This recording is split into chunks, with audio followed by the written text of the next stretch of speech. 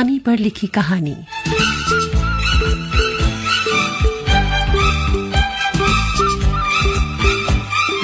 AIR FM gold 100.1 megahertz पर, जिसमें आप सुनते हैं ऐसी कहानियां जो आपके दिल को छू जाएं।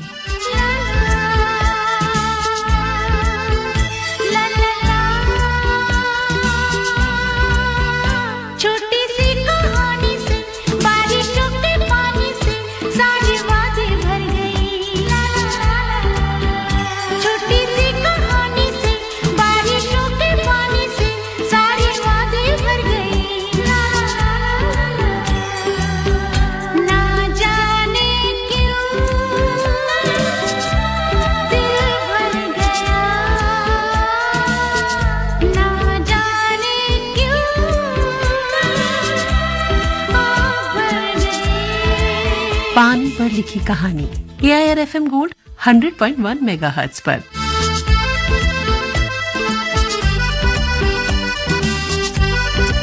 ये है आपका अपना channel AIR FM gold 100.1 megahertz और मैं हूँ रश्मि कुकरेती। स्वीकार कीजिए मेरा नमस्कार और कार्यक्रम है आपका पसंदीदा पानी पर लिखी कहानी।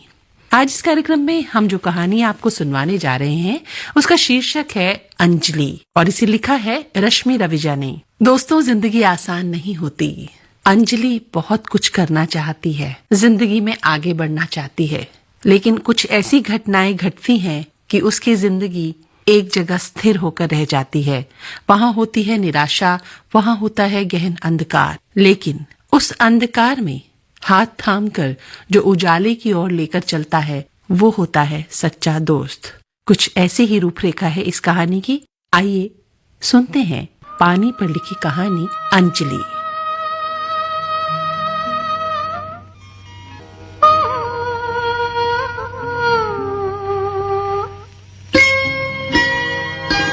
साहिल दौड़ता भागता प्लेटफॉर्म पर पहुंचा तो पता चला ट्रेन 2 घंटे लेट है। ऑफिस से तो समय पर ही निकला था, पर ट्रैफिक में बुरी तरह फंस गया। सोच रहा था पहली बार अंजलि ने उससे कोई मदद चाहिए है और वो समय पर नहीं पहुंच पाएगा। अजनबी शहर, अनजान चेहरों के बीच अंजलि परेशान हो जाएगी। ऐसा न हो वो अकेली ही चल पड़े। पर आज मन ही मन भारतीय रेलवे का शुक्रिया भी अदा किया। आज ट्रेन के लेट होने से खींच नहीं हुई, बल्कि सुकून की सांस ली उसने। एक नींबू पानी लिया और प्लेटफॉर्म पर टहलने लगा। अच्छा हुआ थोड़ा समय मिला और बिखरी यादें अपने आप सिमटने लगी। अंजलि उसकी छोटी बहन साक्षी की सहेली थी। दोनों एक ही क्लास में थीं और अक्सर साक्षी के साथ अंजलि भी घर पर आया जाया करती। साक्षी जब छोटी थी तो उससे बहुत डरती थी। अब तो दादी अम्मा बनकर सलाह दिया करती है। उसकी देखा देखी अंजलि भी उससे डरने लगी। वो घर में घुसता और दोनों सहेलियां या तो छत पर भाग जाती या घर के किसी महफूज कोने में छुप जाती, और अगर सामने पड़ जाती तो वो भी रौब जमाने के लिए जोर से साक्षी को किसी न किसी बात पर डांट देता। साक्षी सहम जाती और अंजलि जल्दी से अपने घर चली जाती। जब साहिल को पता चला कि गली के कोने पर जो बड़ा सा आलीशान मकान है वो अंजलि का घर है और वो अपने माता पिता की इकलौती बेटी है, तो उसने साक्षी को समझाया। सारा दिन खी करके घूमती रहती हो, इम्तिहान पास आ रहे हैं, पढ़ाई नहीं करनी? हाँ भैया। इतने बड़े घर की लड़की से दोस्ती न करो। अरे उन लोगों का रहन सहन, बात व्यवहार सब अलग होता है। दोस्ती बराबर वालों में ही अच्छी लगती है। अंजलि बहुत अच्छी लड़की है भैया, घमंड तो जरा छू भी नहीं गया है। बहुत घुल मिल कर रहती है, बड़ों की बहुत इज्जत करती है। सब पैसे वाले खराब थोड़ी होते हैं भैया। जिससे चाहो दोस्ती रखो, लेकिन एक बात ध्यान रखना, अमीर सहेली की देखा देखी कोई ऊट पटांग मांग न कर बैठना। ठीक है। अब साक्षी उसके सामने कभी अंजलि को अपने घर पर नहीं बुलाती। काफी दिनों तक उसने अंजलि को देखा नहीं और वो भूल गया। साक्षी कॉलेज में आ गई थी। एक दिन कॉलेज में उसका साड़ी डे था। 2 दिन से उसकी तैयारी चल रही थी और साहिल उसे चिढ़ाए जा रहा था। ये कॉलेज जाने की तैयारी हो रही है या किसी फैशन परेड में? कॉलेज में पढ़ाई की जगह ये सब होता है? कमाल है, कैसा कॉलेज है तुम्हारा? भैया परेशान मत करो। माँ ने भी उसे डांट कर बाहर वाले कमरे में भेज दिया। जब तक ये तैयार होकर चली नहीं जाती मुझे कोई काम नहीं करने देगी। वो ड्राइंग रूम में टेबल पर पैर फैलाए टीवी देखने लगा। तभी डोरबेल बजी। सामने एक परी सी खूबसूरत लड़की नीली साड़ी में खड़ी थी। वो बिना पलकें झपकाए देखता रह गया तो धीरे से बोली, साक्षी है? हाँ है ना। साक्षी। और दरवाजा खुला छोड़ अंदर चला गया, पर बरामदे से देखता रहा। ये कौन सी सहेली है साक्षी की? इसे तो कभी नहीं देखा। साक्षी साड़ी संभालती हुए कमरे में आई और चीख पड़ी, अंजलि, हाय, तो कितनी सुंदर लग रही है। तो ये अंजलि थी, पर इतनी बदल कैसे गई? वो तो 2 पोनीटेल बांधे फ्रॉक पहने रहती थी, इतनी बड़ी कैसे हो गई? दोनों सहेलियां घर से निकल गईं और वो खिड़की के पास आ गया। उसे विश्वास नहीं हो रहा था कि ये अंजलि ही थी। दूर तक उसे जाते देखता रहा। बाद में साक्षी से पूछ भी लिया, वो अंजलि थी तुम्हारे साथ? तुम्हारी अंजलि से अब भी दोस्ती है? हाँ, लो, हमारी दोस्ती खत्म कब हुई थी? हम तो स्कूल से ही पक्की सहेलियां हैं। ओह, नहीं, वो कभी देखा नहीं ना घर पर। वो तुमने डांट दिया था ना कि अमीर लड़कियों से दोस्ती मत करो, इसीलिए तुम जब घर पर होते हो तो मैं अंजलि को लाती ही नहीं। और वैसे भी तुम घर में रहते ही कितनी देर हो? कभी क्रिकेट, कभी दोस्त, कभी कॉलेज। पर मेरी सहेली के बारे में इतना क्यों पूछ रहे हो? बताओ। नहीं, मतलब वो तो यूं ही पहचाना नहीं ना, इसलिए। पर अब वो अक्सर साक्षी से अंजलि के बारे में पूछ लेता। साक्षी भी सहज होकर सब बता देती, कभी कभी उसके लिए सहायता भी मांग लेती। अच्छा भैया, वो तुम्हारे किसी दोस्त के पास इकोनॉमिक्स के नोट्स हैं क्या? अंजलि के लिए ला दो ना प्लीज। ठीक है, मैं ला दूंगा। या कभी कभी अमुक राइटर की कोई किताब लाने को कहती, वो कहीं से भी ढूंढ कर ला देता। धीरे धीरे साक्षी भी समझ गई थी अंजलि के लिए उसके मन में एक सॉफ्ट कॉर्नर है। पर जब अंजलि जब भी उसके सामने पड़ती, घबराकर चली जाती। उसके मन में शायद उसके बचपन वाली डांट का अब तक असर था। पर साक्षी बताती कि अंजलि भी उसके बारे में अक्सर पूछती रहती है। फासलों से गुजरते रहे आप यूं,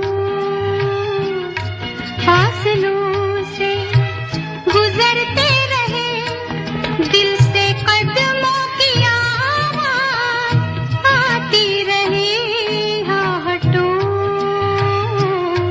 से अंधेरे चमकते रहे, रात आती रही, रात जाती रही, आप यूं।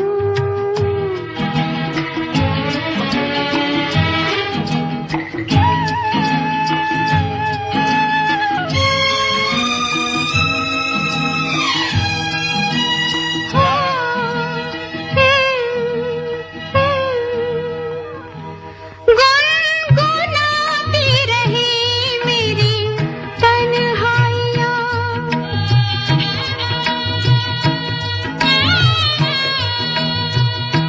दूर बजती रही कितनी शहनाइयाँ, जिंदगी जिंदगी को बुलाती रही, आप यूं फासलों से गुजरते रहे, दिल से कदमों की आवाज़ आती रही, आप यूं।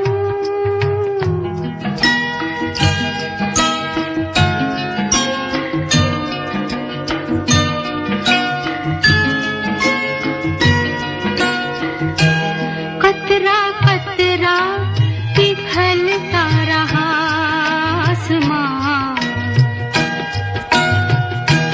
कतरा कतरा पिघलता रहा आसमां, रूह की वादियों में ना जाने कहाँ एक नदी दिलरुबा गीत गाती रही, आप यूं फासलों से गुजरते रहे, दिल से कदमों की आवाज़ आती रही, आप यूं।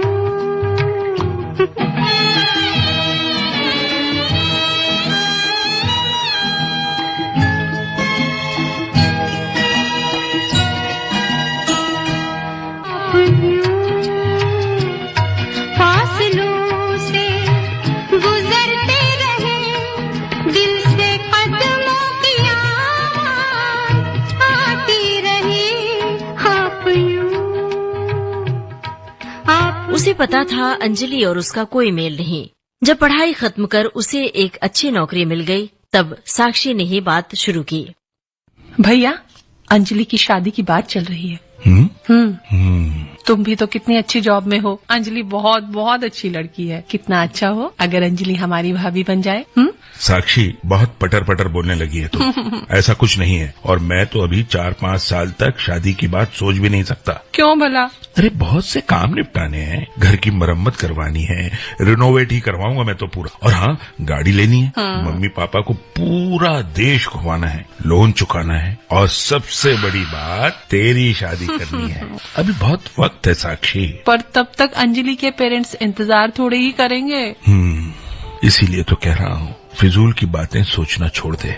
वैसे भी अंजलि को उसके स्टैंडर्ड का घर ही मिलना चाहिए। भैया, अंजलि वैसी लड़की नहीं है, हर जगह एडजस्ट कर लेगी। बेकार की बातें मत कर। अच्छा चल जा चाय बना के ला, चल। क्या भैया, आप कभी भी मेरी बातें सीरियसली नहीं लेते। ठीक है।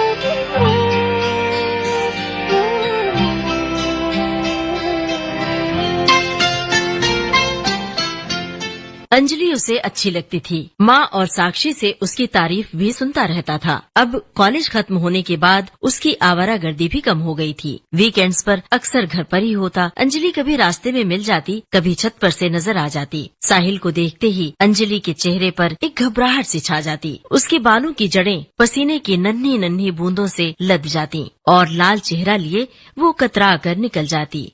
वो कभी मुस्कुरा देता, कभी सोचने लगता, इतना भी क्या घबराना। अरे इतने दिनों में भी उसने मुझे नहीं पहचाना। क्या अभी भी मुझ पर विश्वास नहीं हुआ उसे? ठीक है। एक बार उसने उसे थोड़ा और परेशान करने के लिए पूछ भी लिया। अब वो नोट्स साक्षी ने दिए थे, ठीक थे ना? हाँ, अच्छे थे। ठीक है। और वो मैं ये कह रहा था कि कभी भी कोई किताब चाहिए तो बताने में संकोच नहीं करना। जी जरूर। फिर उसने खुद को ही रोक लिया। क्या फायदा, जिस राह की कोई मंजिल नहीं, उस पर भला क्यों कदम बढ़ाना। प्यार मुझसे जो किया तुमने तो क्या पाओगी।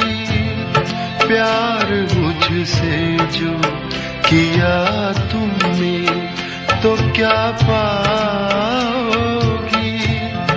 मेरे हालात की आंधी में बिखर जाओगी।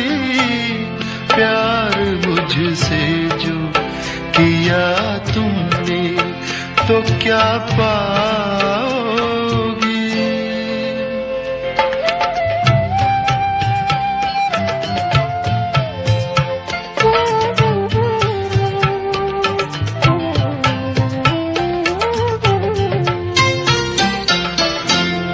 रंज और दर्द की बस्ती का मैं बाशिंदा हूँ।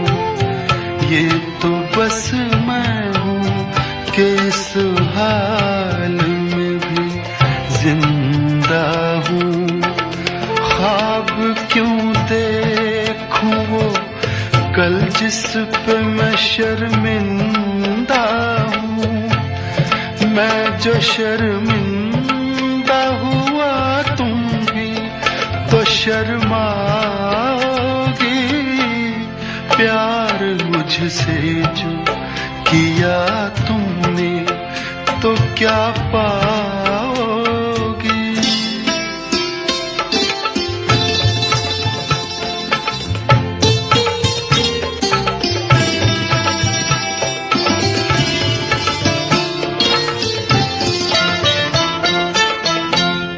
क्यों मेरे साथ कोई और परेशान रहे।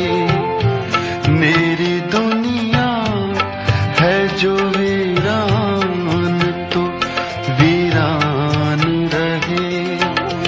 जिंदगी का ये सफर तुम पे तो आसान रहे। हम सफर मुझको बनाओगी तो पछताओगी। प्यार से जो किया तुमने तो क्या पाओगी।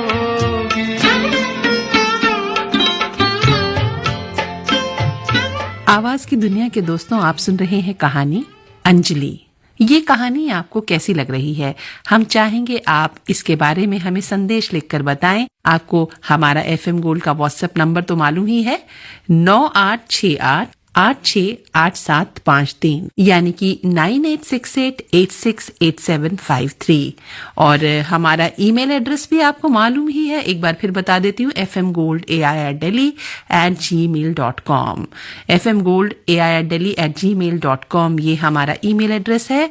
मेरा आपसे अनुरोध है, अगर आपको ये कहानी अच्छी लग रही है या कुछ और सुनना चाहते हैं तो जरूर इसके बारे में बताकर हमें सूचित करें। अभी तक आपने ये सुना कि अंजलि के जीवन में आता है एक तूफान, और इस तूफान में जो व्यक्ति उसका साथ निभाता है वो होता है सच्चा दोस्त। आइए सुनते हैं आगे की कहानी। उसने मन ही मन एक दुआ कर डाली कि अंजलि को खूब अच्छा घर और बर मिले, उसे जीवन की सारी खुशियाँ मिले। कुछ महीनों बाद सुना कि अंजलि की शादी तय हो गई है। उसके कुछ दिन बाद एक दिन वो घर की तरफ आ रहा था और अंजलि उसी रास्ते से गुजर रही थी। अंजलि ने नजरें उठाकर बहुत गुस्से में उसे देखा। वो उन नजरों का मतलब देर तक तलाशता रह गया। अंजलि नाराज है उससे, पर उसने तो हमेशा उसकी मदद ही की है। फिर उन नाराज निगाहों का माजरा क्या था, उसे समझ नहीं आया। अंजलि की शादी के दिन नजदीक आते जा रहे थे। साक्षी की तैयारियां जोरों पर थी। बस एक ही विषय था उसके पास, कब क्या पहनेगी। जब 2 दिन रह गए तो उसका मन डूबने लगा और वो ऑफिस के काम का बहाना बनाकर शहर से बाहर चला गया। अंजलि की विदाई के बाद ही लौटा। अंजलि का घर वैसा ही था, पर सूना सूना लग रहा था। छत पर से देखा, अंजलि की छत पर बने मंडप की सजावट धूप में फीकी पड़ गई थी। छत पर अक्सर अंजलि के रंग बिरंगे कपड़े और दुपट्टे वगैरह सूखते रहते थे। आज छत वीरान लग रहा था, उसके मन के एक कोने जैसा। साक्षी से अंजलि की शादी की बातें, उसके दूल्हे की हाजिर जवाबी के किस्से सुनता रहा। मन में एक टीस तो उठती, पर वो मन को समझा देता। यही दुआ तो की थी अंजलि के लिए कि वो हमेशा खुश रहे। जाने कहाँ गए वो दिन, कहते थे तेरी राह में नजरों को हम बिछाएंगे। जाने कहाँ गए वो दिन, कहते थे तेरी राह में नजरों को हम बिछाएंगे।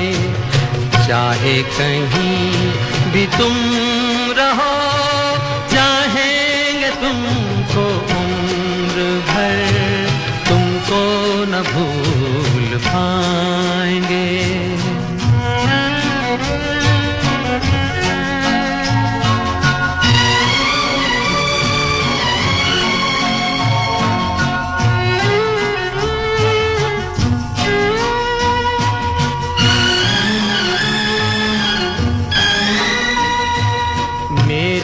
कदम जहाँ पड़े, सजदे किए थे यार ने। मेरे कदम जहाँ पड़े, सजदे किए थे यार ने। मुझको रुला रुला दिया जाती हुई बहार ने। जाने कहाँ गए वो दिन, कहते थे तेरी राह में नजरों को हम बिछाएंगे। चाहे कहीं भी तुम रहो, चाहेंगे तुमको उम्र भर, तुमको न भूल पाएंगे।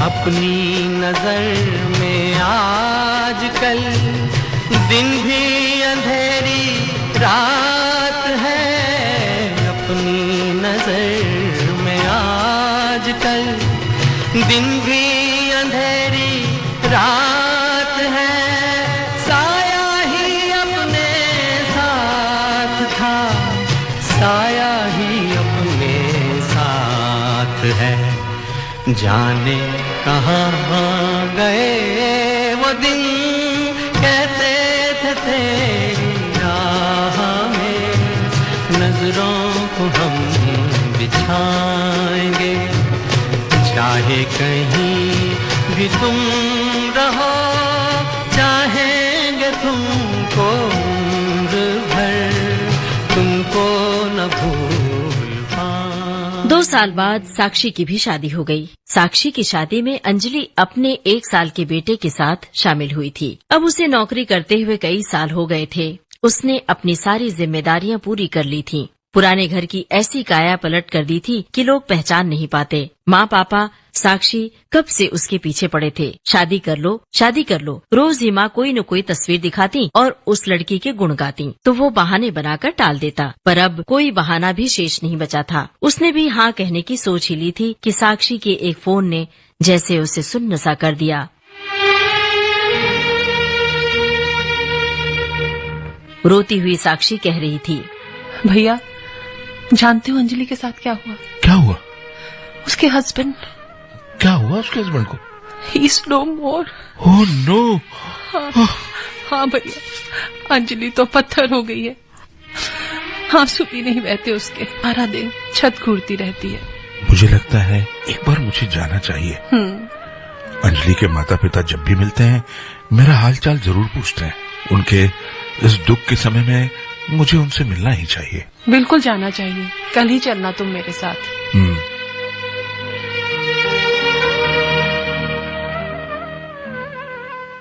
अंजलि और उसके बेटे का चेहरा बार बार सामने नजर आ जाता। कैसे सह पाएगी अंजलि ये पहाड़ सा दुख?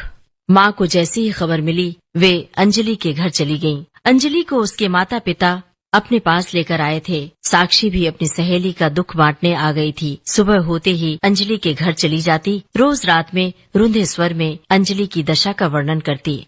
ये सब सुनकर उसका कलेजा टूक टूक हो जाता। एक नजर अंजलि को देखने की उत्कट इच्छा जाग जाती। उसे पता था वो कुछ कह नहीं पाएगा, पर 2 पल उसके साथ बैठेगा तो सही, अंजलि को इतना तो जता दे कि उसके दुख से वो भी कितना दुखी है। दूसरे दिन साक्षी के साथ अंजलि के घर गया, जी कड़ा कर गेट के अंदर प्रवेश किया। अंजलि की माँ बाहर वाले कमरे में ही अंजलि के 3 साल के बेटे को गोद में लेकर बैठी थी। साक्षी अंदर चली गई, वो अंजलि की माँ के पास बैठा रहा।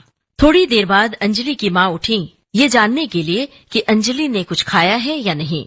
साक्षी का बड़ा सहारा है, अनय और अंजलि को बहुत संभाला है उसने। तुम भी आओ बेटा, कहती हुई उसे अंदर बुलाकर ले गईं।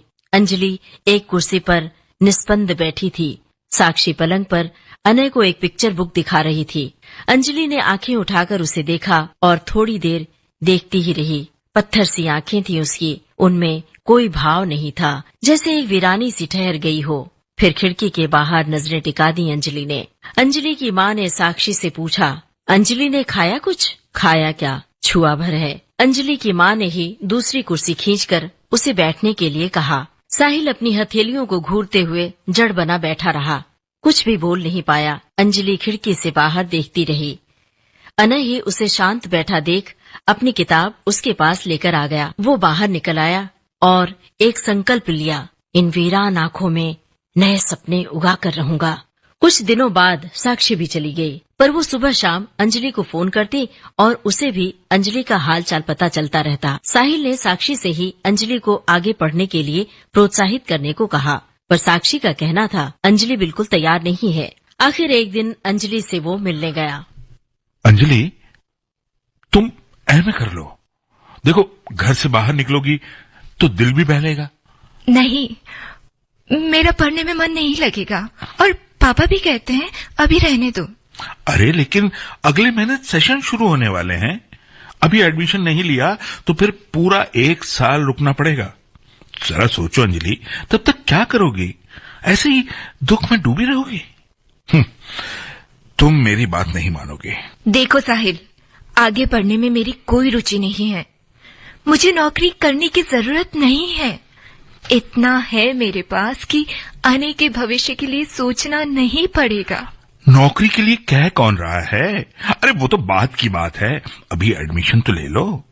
अच्छा, फिर भले तुम यूनिवर्सिटी मत जाना। मुझे कहीं नहीं जाना, नहीं पढ़ना। फिर क्या करोगी? यूं ही उदास बैठी रहोगी? अरे तुम अनय की तरफ देखो।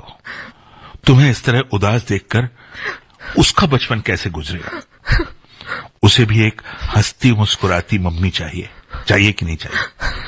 अरे तुम्हारी भी उसके प्रति कोई जिम्मेदारी है या नहीं है? देखो, बचपना छोड़ो, मैं एमए का एडमिशन फॉर्म लेकर आया हूं। तुम उसे भर दो और पढ़ाई शुरू करो। देखो, तुम समझ नहीं रही हो। जैसे मैं साक्षी को डांट सकता हूं ना, वैसे तुम्हें भी। चलो अभी फॉर्म भरो। ठीक है। शायद अंजलि ने गुस्से में कुछ कहने के लिए सिर उठाया, पर साथ ही अपनी माँ को और उनकी साड़ी पकड़कर सहमे से अनय को देख चुप हो गई और फॉर्म भरने लगी।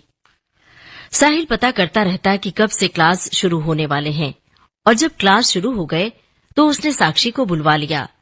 शुरू में कुछ दिन साक्षी ही जबरदस्ती अंजलि को यूनिवर्सिटी लेकर गई। अंजलि सिर्फ पढ़ाई शुरू करने में आनाकानी कर रही थी। एक बार पढ़ना शुरू किया तो फिर उसमें ही रम गई, पर उससे वैसी ही दूरी बनी रही। एक आध बार अंजलि के घर गया भी और पूछा, अंजलि, पढ़ाई ठीक चल रही है ना? देखो, कोई जरूरत हो तो जरूर बताना। हाँ, ठीक चल रही है। मैं खुद मैनेज कर लूंगी। कैसी हो? मैं ठीक हूँ। आने चलो, देर हो रही है। कई बार यूं भी देखा है, ये जो मन की सीमा रेखा है, मन तोड़ने लगता है। अनजानी प्यास के पीछे, अनजानी आस के पीछे, मन दौड़ने लगता है। अंजलि, आज तक तो कभी बात भी नहीं की आपने, अब इतनी मदद क्यों कर रहे हैं? मैं अपना ख्याल रख सकती हूँ। राहों में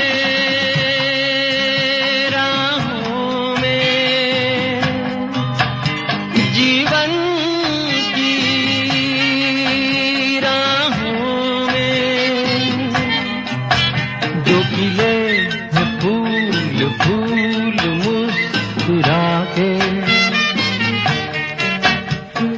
कौन सा फूल चुरा के रख लूं मन में सजा के। कई बार यूं भी देखा है, ये जो मन की सीमा रेखा है, मन तोड़ने लगता है। अनजानी प्यास के पीछे, अनजानी आस के पीछे, मन दौड़ने लगता है। समझ नहीं पाया उसकी नाराजगी इस बात पर थी कि उसने अब तक उससे बात नहीं की थी, या इस बात पर कि उसकी हेल्प क्यों करना चाहता है। जानू ना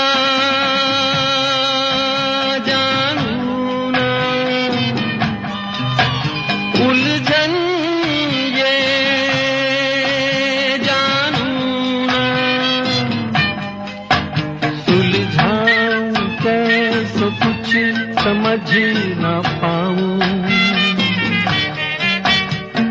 किसको मीत बनाऊं, किसकी प्रीत भुलाऊं। कई बार यूं भी देखा है, ये जो मन की सीमा रेखा है, मन तोड़ने लगता है। अनजानी प्यास के पीछे, अनजानी आँख के पीछे, मन। अंजलि ने खुद को पढ़ाई में झोंक दिया था और उसकी मेहनत रंग लाई। उसने फर्स्ट क्लास से एमए पास किया और फिर पीएचडी करने लगी। उसे ये सब देख बहुत खुशी होती। उसने जो राह दिखाई उस पर अंजलि आगे ही बढ़ती जा रही थी। माँ अब भी अक्सर साहिल पर शादी के लिए जोर डालती, पर अब अंजलि को यूं अकेला देख उसे अपनी दुनिया बसाने की इच्छा नहीं होती। साक्षी समझती थी, अब वो कुछ नहीं कहती। इस बीच साहिल को दूसरे शहर में एक कंपनी में बहुत अच्छी जॉब मिल गई थी और उसे दूर जाना पड़ा। अनय के स्कूल की छुट्टियां चल रही थीं और अंजलि उसे लेकर ससुराल गई हुई थी। मन में एक कसक तो रहती कि आते वक्त अंजलि को एक नजर भी नहीं देख पाया, मिल पाता या नहीं, कुछ कह पाता या नहीं, या तो किसी बहाने से एक नजर तो देख लेता। अंजलि की मनःस्थिति समझता था, इसलिए वो कोई जल्दीबाजी नहीं करना चाहता था। साक्षी के जरिए अंजलि की खबर मिलती रहती थी। अंजलि की पीएचडी पूरी हो गई और अब एक कॉलेज में एडहॉक लेक्चरर के रूप में उसकी नियुक्ति हो गई। कभी अपने शहर जाता और अंजलि पर नजर पड़ जाती तो उसे आत्मविश्वास से भरपूर देखकर अच्छा लगता, हाल चाल पूछ लेता। अब अंजलि की आंखों में उतना गुस्सा नहीं नजर आता, फिर भी वो ज्यादा बात नहीं करती थी, छोटा सा जवाब देकर आगे बढ़ जाती। पर इतना सा बदलाव भी उसे भला लगता। वो अंजलि को भरपूर समय देना चाहता था। उसे अपने दिल की बात कहने की कोई जल्दी नहीं थी। वो पहले अंजलि को अपने दुख से उबरने देना चाहता था। उसे अपने पैरों पर खड़े देखना चाहता था, ताकि अंजलि को ये न लगे कि वो उसे कोई सहारा देने के उद्देश्य से ये सब कर रहा है। और फिर जैसे एक राह मिल गई। साक्षी का फोन आया। भैया, हाँ? तुम्हारे शहर के कॉलेज में ही एक सेमिनार है जिसमें अंजलि को भाग लेना है। ओह, हाँ, और ठहरने का सारा इंतजाम कॉलेज में ही है, पर वहाँ ट्रेन शाम को पहुँचती है। नया शहर है और अंजलि ने कभी अकेले सफर भी तो नहीं किया। वो थोड़ा डर रही है। तुम उसे स्टेशन से लेकर कॉलेज तक पहुँचा देना प्लीज। वो तो मैं पहुंचा दूंगा, लेकिन क्या ये सब अंजलि ने तुम्हें कहा मुझे इन्फॉर्म करने के लिए? हाँ हाँ भैया, अंजलि ने ही फोन पर मुझे कहा है कि तुम्हें बता दूं। ओह, तब तो तुम बिल्कुल चिंता मत करो, मैं सारा इंतजाम कर दूंगा। वो तो मुझे मालूम है भैया। उसे रात भर नींद नहीं आई। ऑफिस में भी जैसे तैसे काम निपटाया और अब स्टेशन पर था। क्या पता अंजलि कैसे बात करेगी। अब तक अजनबी जैसे ही थे दोनों, पर एक तसल्ली थी, जब खुद ही साक्षी से कहा है तो वो रूखेपन से तो बात नहीं करेगी। दूर से ट्रेन की सीटी सुनाई दी। ट्रेन पास आती जा रही थी और उसके दिल की धड़कनें बढ़ती जा रही थीं। ट्रेन रुकी। वो कोच के सामने ही खड़ा था। अंजलि गेट पर ही बैग थामे खड़ी थी। उसे देखते ही मुस्कुरा दी और इस मुस्कुराहट ने अजनबीपन की पहली दीवार गिरा दी। Welcome welcome. बैग उठा लूं? अरे डर लग रहा है, कहीं तुम नाराज होकर ये ना कहो कि मैं तुम्हारी हेल्प। साहिल, नाराज होना होता तो तुम्हें इन्फॉर्म करती। तो चलें? इसीलिए तो आई हूँ। बताओ कहाँ चलना है? समय तू धीरे धीरे चल, समय तू धीरे धीरे चल, सारी दुनिया छोड़ के पीछे आगे जाऊं निकल, मैं तो आगे जाऊं निकल, पल पल हो पल पल, समय तू धीरे धीरे चल, समय तू धीरे धीरे चल, सारी दुनिया छोड़ के पीछे आगे जाऊं निकल, मैं तो आगे जाऊं निकल, पल पल हो पल पल, समय तू धीरे धीरे चल, समय तू धीरे धीरे चल। साहिल ने बैग हाथों में लिया। अंजलि सहज रूप से उसके साथ चल दी। अजनबीपन की दीवार गिर चुकी थी। दीवार के पार उसे दूर तक जाते एक खुशनुमा रास्ते पर दो जोड़ी पैर चलते नजर आ रहे थे। उनके बीच कोमल सा कुछ उग रहा था। ये रुत और ये प्यारा समा, सारा जीवन ठहरे यहाँ, प्यार की राहों में खोई रहूं, तेरी बाहों में सोई रहूं, आज का दिन मेरी मुट्ठी में है, किसने देखा